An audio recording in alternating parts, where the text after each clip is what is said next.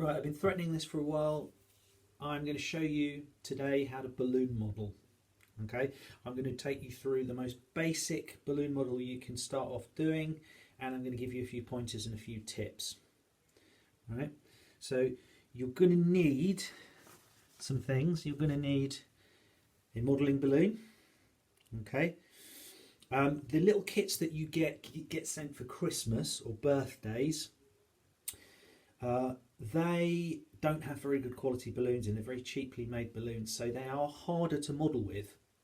You can model with them if you know what you're doing, but they are much harder. So make life easy for yourself. You need good quality balloons. Okay, there's two companies who manufacture top quality balloons that all the professional balloon modelers use. There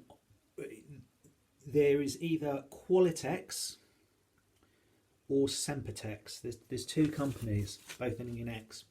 So I've written it down. So Qualitex is Qualitex, and there are a lot of websites that sell them. And the other one is Sempertex, Sempertex.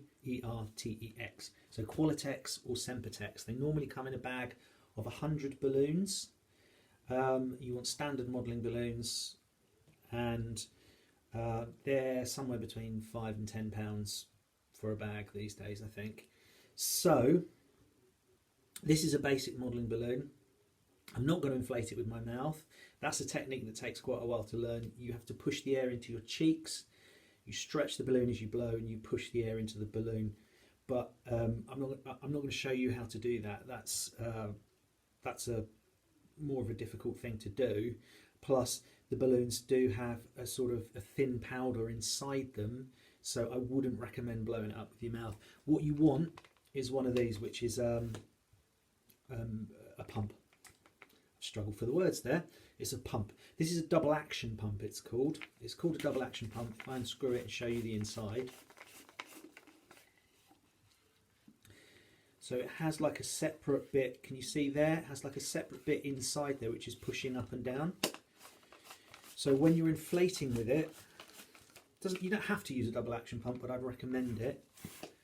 Air's being pushed out as I pull it back in, and as I push it out, air's pushing out. So both times. So air, air, air, air. So you're doing half as much work. Okay, so I've got my modelling balloon, I've got my balloon pump.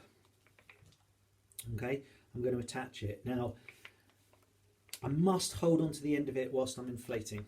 If I don't hold on to the end of it whilst I'm inflating, it's just going to fly off, which is an amusing bit of slapstick. But it's not what we're aiming to do right now. So I've got to hold it on the end as I inflate. So I'm holding it with my thumb and my forefinger on the end, and I'm going to inflate it. Now, the more complex the modelling balloon, the more space I need to leave at the end of the balloon, because as I twist, it's going to push the air up the balloon towards the end of the balloon. And if I haven't got enough space at the end, I'm going to push all the air to the end of the balloon's going to pop.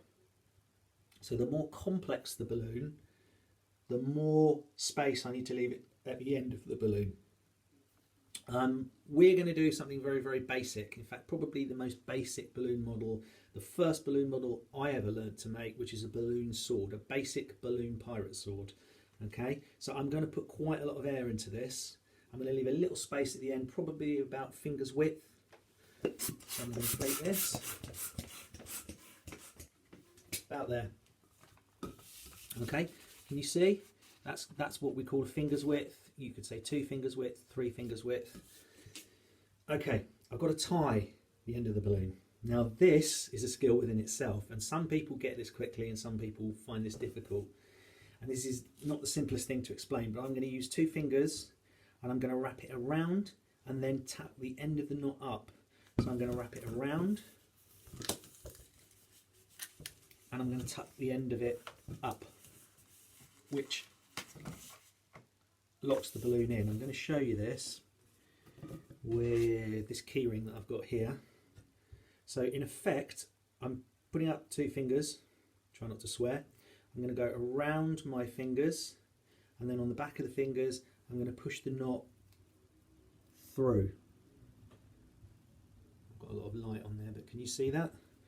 So it doesn't matter which way round you do it. Some people do it round that way and then tuck the knot up and through. Practice it and you'll get it. Okay, so there's a little knot there. So I've got about a finger's width in the end of the balloon. What I'm going to do now is I'm going to do something called a loop twist. A loop twist. Why is it called a loop twist? Because you're going to twist it into a loop. So I'm going to take the end and I'm going to fold it down like that, and I'm going to hold the other side of the balloon. So I'll show you that again slowly. I'm going to fold it down. I'm going to hold the other end of the balloon, about there, about that sort of size. Okay, and then what I'm going to do, I'm twisting from the knot end. If I twist from the end with the gap in it, I'm pushing the air towards the end with the knot where there is no space, the balloon will pop. You always twist from the knot end down. Okay, loop. I'm going to hold onto the knot and I'm going to twist the whole loop. Watch. 1, 2, 3. Okay, if you've got good quality balloon, it will not pop, and you've got that space in the end, it will not pop. Trust it. Don't be afraid of it. If it does pop, it just makes a noise. It doesn't hurt, it just makes a noise. Don't be afraid of it. Okay, so I've done that, and then I need to lock it off. If I let go of that now, it'll probably, okay, it's not going to unravel, but it quite often unravel. What you need to do is take the knot on the end and you hook it through the middle of the loop. Okay, so there's the knot. I'm pulling the knot through the middle of the hoop and that will lock it into place. That is a loop twist. Okay, and that is one of the most basic things you learn. Now I'm going to take the end of the balloon and I'm going to push it through the loop. What I'm going to do is just feed it through the loop. You don't want this loop too tight because otherwise you're creating friction, and as you push this through, the sides of this are going to warm up, and if you got too much friction and this gets warm, it will pop. So you don't want the loop. You can make it a bit smaller than that. That's quite a large loop, but you want to keep it not too small. Okay, so you starting to see the sword yet? So that's the handle of the sword. And then all I'm going to do to get rid of that little bit at the end is I'm going to squeeze the rest of the balloon. 2 hands, squeeze it, boom, push the air into the end. So I've got my sword, but it doesn't look quite right yet because that bend is the wrong way. So this is how good these kind of Sempertex, Qualitex, good quality balloons are. I can just take this and manipulate it, okay? Okay, and I've see how that's changed now, and that was just reshaping it with my hands. So I've now got my sword, my balloon sword, most basic thing that I'm going to show you how to make. We can make them more complex than that, but that is the most simple thing, and that is the first thing I would encourage you to learn how to make. If this is popular, I might do another one showing people how to make a dog. Okay, but that is your most basic balloon design. Have a practice, have fun with it, enjoy. See you soon.